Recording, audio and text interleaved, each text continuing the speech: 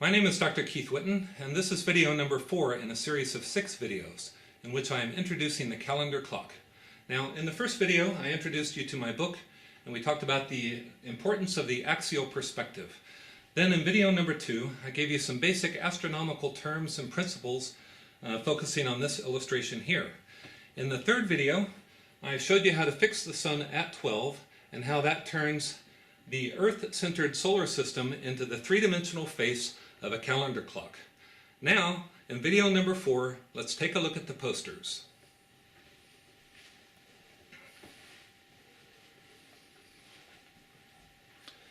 Okay, here they are. These are two different dates.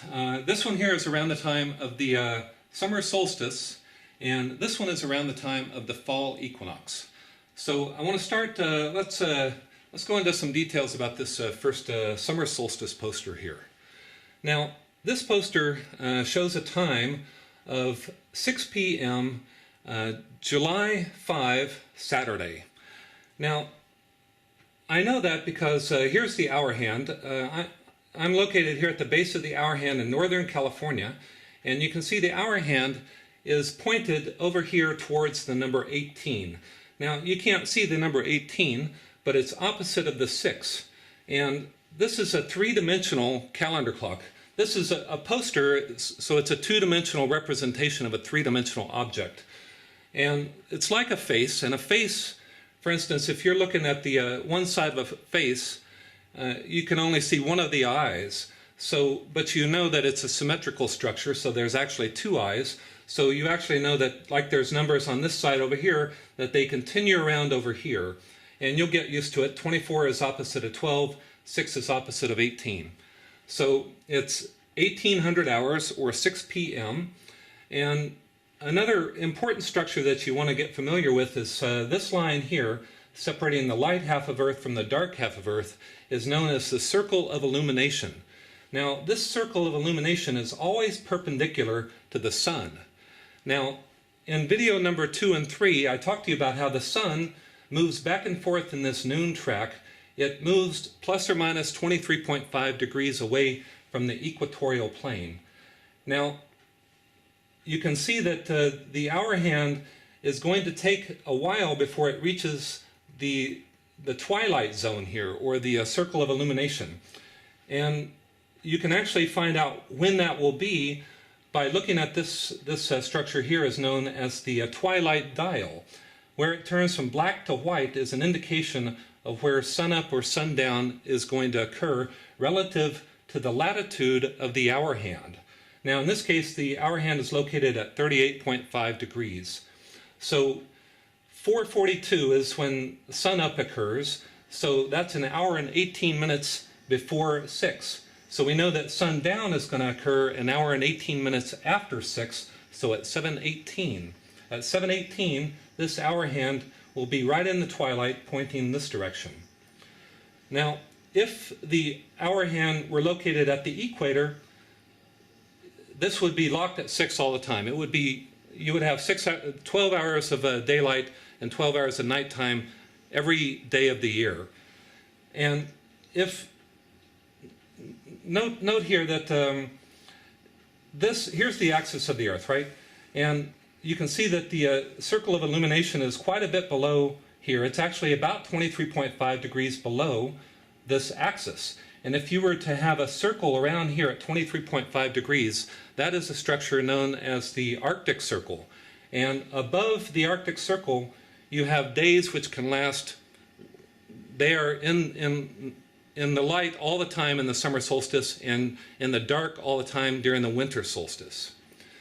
All right, so now let's take a look here closer. I want to show you how to tell the digital time and date at a glance.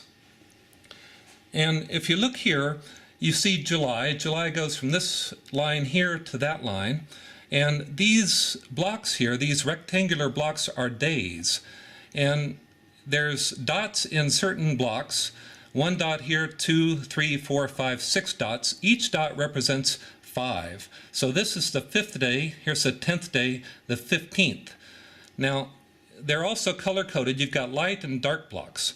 The light blocks indicate the 5 weekdays, followed by the dark blocks are the 2 weekends. So here's the arrowhead at the end of the noon track. That's the indicator for the day, the day that it is that day. So it's July 5, one of the dots, Saturday, Sunday, Monday, Tuesday. It's easy to read once you get to know it. Now, you can also note here that right here you can see that this is where the ecliptic crosses the equatorial plane, and that is linked up with September 23. So the dates are aligned with the signs of the zodiac here so that everything is precise, so that you're actually able to read analog space-time here. All right, let's take a look at the other poster at this point. Now, this poster shows a time of around midnight. Here's the hour hand pointing straight down, emerging from Northern California. And this, you can see, is quite a bit different from the other poster over here. The circle of illumination in this case is right here at the axis. And that only happens, you have 12 hours of nighttime and 12 hours of daytime at every latitude on the globe. That only happens around the time of an equinox. So at the time of an equinox, you would expect the sun to be in the equatorial plane. And it is. Here it is in the equatorial plane. So you can read the date here. It's September, before the weekend. It's the 20th on the Saturdays. It's a day before, so it's September 19, Friday. Now, there's also a lot of other information here that you can extract. Here we are at the base of the hour hand. It's midnight. Here's the moon. The moon it's a half moon, and you can expect to see the half moon rising on the eastern horizon. Remember, the Earth here at the center is always spinning in this direction. It's spinning eastward from the northern hemisphere. So the moon is in the eastward direction. The moon is moving also in this direction also, but it's moving much slower. It takes 29.5 days for the moon to go through its phases relative to the sun. Here the moon you'd have a dark moon when the sun is up here.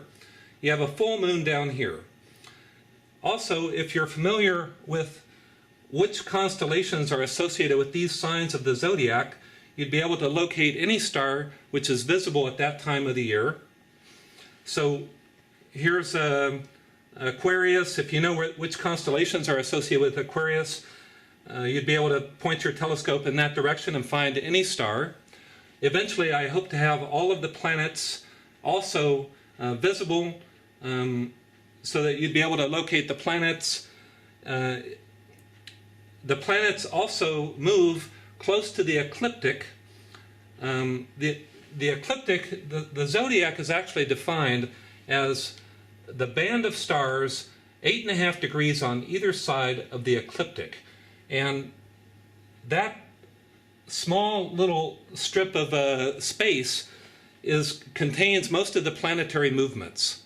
So now you're also going to have some planets will be blinking to indicate that they're going retrograde, because once again this is from a Earth-centered, geocentric perspective. All right, so that's basically what we have here at this point. You've got enough information now about these posters, and we have 2 videos remaining. And this next video, video number 5, is probably my favorite. It shows the animation, which is what we've been leading up to with all this information. So here's a flash of the animation just to see what it looks like. All right, thanks for watching.